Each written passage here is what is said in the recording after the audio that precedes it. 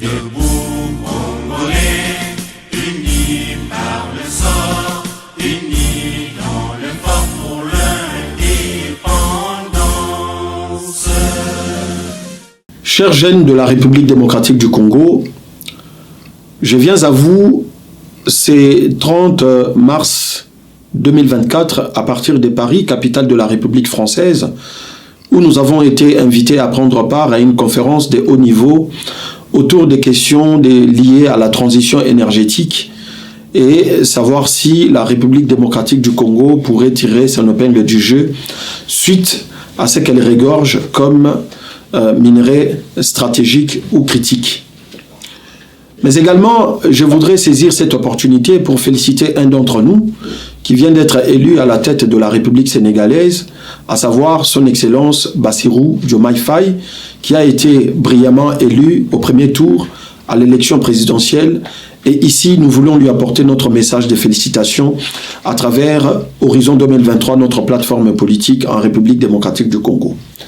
Chers jeunes, cette élection au Sénégal est porteur de beaucoup de leçons en ce qui nous concerne. Des leçons d'abnégation, de courage, de résilience. Chers jeunes de la République démocratique du Congo, notre pays traverse un moment crucial de son histoire depuis son accession à l'indépendance ou à la souveraineté nationale et internationale.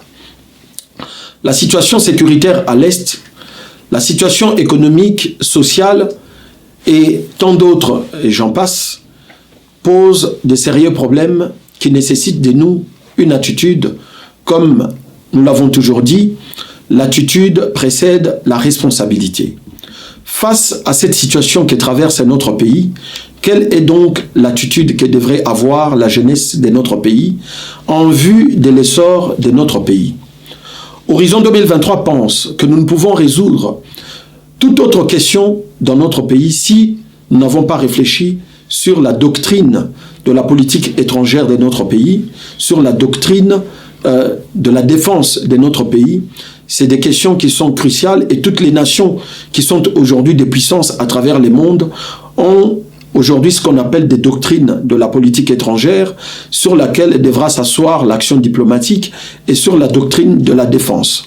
Tant que nous n'avons pas résolu ces questions existentielles, nous aurons du mal à réfléchir sur d'autres questions parce que certaines puissances mondiales vont nous empêcher, aussi bien sur des questions par exemple liées à la diversification de notre économie, que sur d'autres questions, notamment des questions liées à l'éducation et tant d'autres. Voilà pourquoi, chers jeunes de la République démocratique du Congo, je m'adresse à vous aujourd'hui pour que nous puissions prendre nos responsabilités en main. Ceux qui nous gouvernent ne sont pas détenteurs naturels du pouvoir. Le pouvoir étant détenu par les peuples, ce qui justifie même la présence ou l'existence des processus électoraux à travers le monde, simplement parce que le peuple est le détenteur naturel du pouvoir. Nous avons donné pendant 5 ans encore le pouvoir à son Excellence Félix Antoine Tshisekedi avec des objectifs clairs de rencontrer nos desiderata. Mais ces questions existentielles que je viens d'évoquer ici nécessitent la réflexion des uns et des autres en tant que Congolais et Horizon 2023 vous y invite dès lors. Excellence, Monsieur le Président de la République, la jeunesse de la République démocratique du Congo est frustrée. Beaucoup n'auront pas le courage de vous dire ce que nous allons dire, Excellence, Monsieur le Président de la République. Vous avez été plébiscité par cette jeunesse à travers les élections du 20 décembre 2023. Cette jeunesse, elle attend de vous, Excellence, Monsieur le Président de la République, des signes, comme vous-même vous l'avez dit, la correction des erreurs. Les erreurs en République démocratique du Congo portent un nom. Et ce nom-là, c'est la classe politique congolaise, qui, depuis 3 décennies, gouverne notre pays à des niveaux différents. Aujourd'hui, Excellence, à travers ces plébiscites du 20 décembre 2023, le peuple attend de vous la réelle instauration d'un état de droit, la réelle transparence dans la gestion de la chose publique, mais bien plus, les processus, l'enclenchement du processus du renouvellement de la classe politique, puisque nous avons raté cela par les élections législatives dont tout le monde sait dans quelles conditions ces élections se sont passées et la proclamation de ces résultats n'est fait que, jusqu'aujourd'hui, couler beaucoup d'encre et de salive dans notre pays, ainsi jetant plus ou moins, on va dire, un certain discrédit au niveau de nos chambres délibérantes, aussi bien au niveau national qu'au niveau provincial. La jeunesse congolaise se tourne dès lors vers vous pour espérer que les ordonnances présidentielles qui sont entendues, notamment pour la mise en place du gouvernement de la République, ainsi que d'autres institutions, l'amorce de ces processus du renouvellement de la classe politique qui passe par la réduction des trains de vie des institutions, mais également par la taille de du prochain gouvernement qui devrait passer de 58 à 35 membres et n'est pas également alloué des frais d'installation à ces gouvernements parce que nous sommes en guerre et un pays en guerre nécessite une attitude de par les gouvernements ou les gouvernants, notamment le président de la République.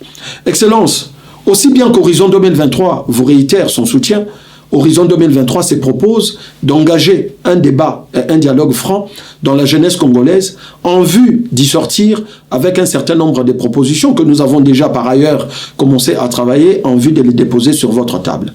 Nous sommes aussi disposés, Excellence, Monsieur le Président de la République, dans les processus du renouvellement de la classe politique de prendre part, puisque nous y avons travaillé pour votre réélection, à cette prochaine gouvernance de façon significative parce que dans la jeunesse congolaise et dans la jeunesse à Horizon 2023, les expertises avérées s'y trouvent, notamment dans les domaines environnemental, diplomatique et dans tant d'autres domaines.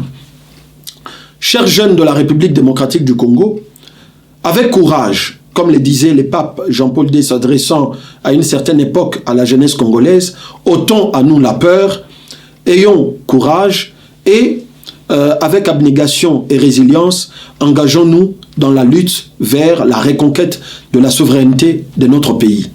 Et luttons contre les antivaleurs dans notre pays qui gangrènent aujourd'hui l'espace et la classe politique congolaise. Et ensemble, reconstruisons dans l'élan du renouveau de notre pays la République démocratique du Congo. Monsieur le Président de la République, nous attendons tout et nous comptons sur vous et vous pouvez également compter sur nous. Que Dieu bénisse la République démocratique du Congo, que Dieu bénisse son Excellence, Monsieur le Président de la République et son peuple, et la jeunesse en particulier.